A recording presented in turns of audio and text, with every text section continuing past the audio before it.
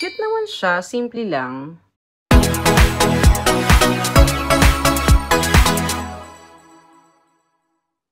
Hi guys! Hello ka-persons! Welcome back to my channel. Ayan. Today, another day, another vlog. So, yun na nga yun. Another day, another vlog. Papakita ko sa inyo. Gagawa ko ng Yule. Ano nga yan? Advent Yule. Ano? Erase. Advent candle. Yun. Advent candle. Jaran! 1, 2, 3, 4. Because 4 weeks. First week, second week, third, and fourth week. Ito yung fourth week yung magpapasko na. So, first week, ngayong November 30. First Advent. Sa Sweden or sa Europe, or mostly sa Europe, sineselebrate tong Advent. May mga meaning yan eh. Actually, may mga meaning yung candle, yung color ng candle. Kaya lang, dito sa Sweden, hindi sila masyadong maarte. Meron lang white at saka red. Pero sa ibang bansa, I think sa Italy ata, four-colored, parang light pink, violet, saka dark violet, or purple. Yun, ganon. May mga meaning yan na first week, second week, third week, fourth week. Para natakal ko na to dati sa Facebook ko, nung nagre-reels pa ako, or active ako sa reels. So, ang ating mga ingredients, ingredients for today, 4 na kandila. Hindi yung ating mga abubot, mga chururut. Tapos ito yung moss. Yung moss, yung kulay green ito, mahal. So, yung murang version na binili ko, ito. Tapos, itong mga chururut na mga palamuti. Ganyan. Ito, kung walang number yung kandila, pwede itong ilagay. Parang itutusok mo siya sa katawan ng kandila. Tapos, ayan. So, ayun lang. Pinakita ko lang sa yung mga ingredients ko. Ingredients talaga. Hindi. Joke lang. Alam niyo naman ako joker. So, yun. Let's begin! Yan ang aking mga ingredients for today's video. Ingredients talaga. So, tayo mag-uumpisa na. Ganun.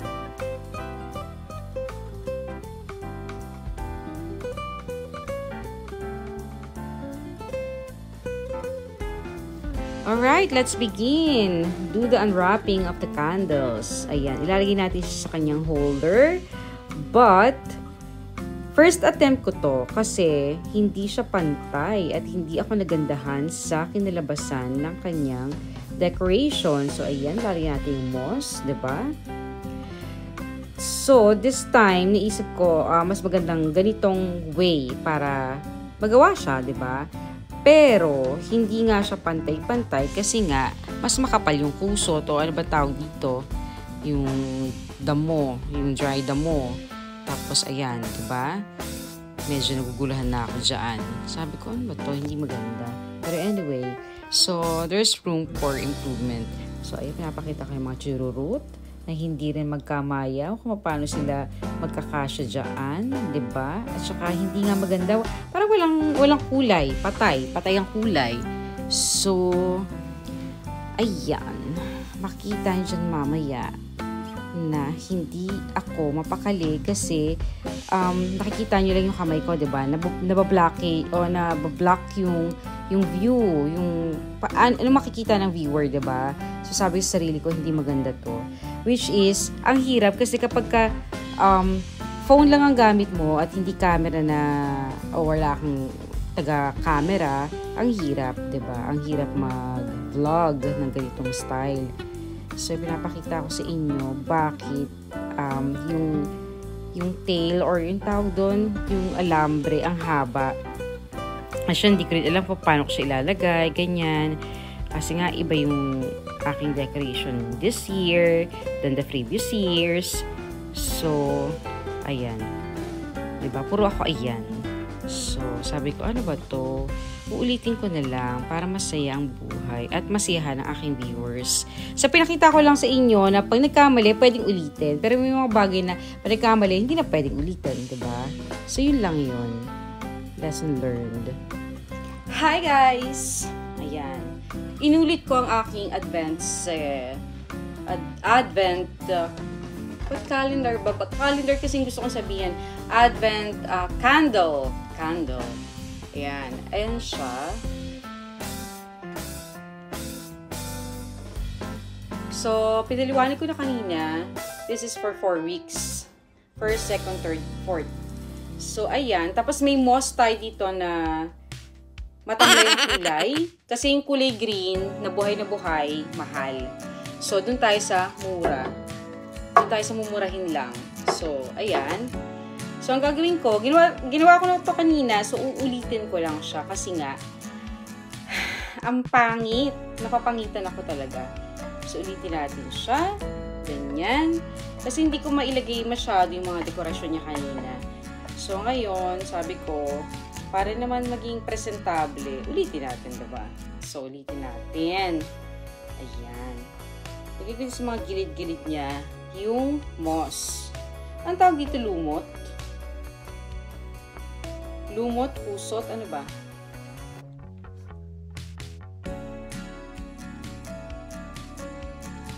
Hindi niyo makita, no?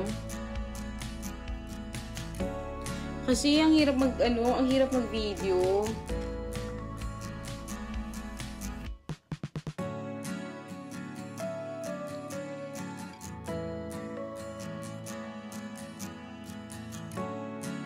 Kita naman ba? Kita naman siguro to, no?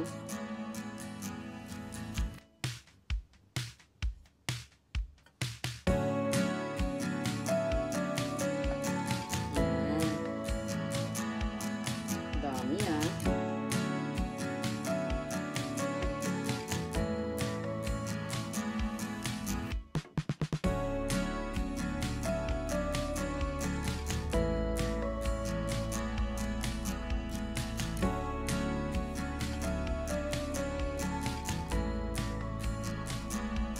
Kasi sa Sunday, first Advent na eh, sa November 28.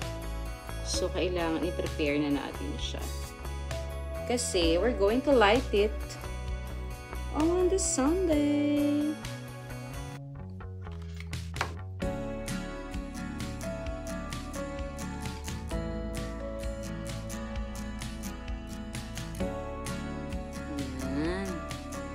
So, ito yung ating mga palamuti na pinaresenta ko na kanina. So, lagyan natin siya dyan. Dyan. Dyan.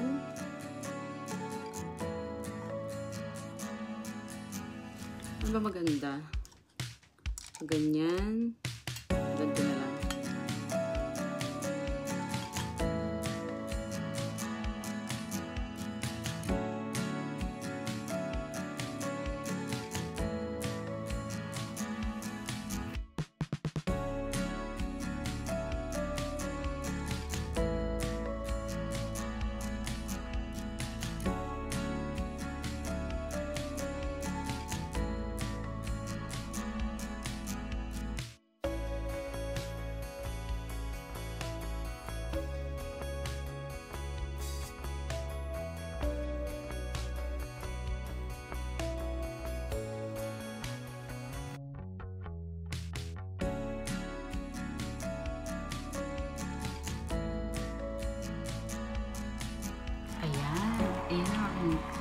Nagawang Advent candle.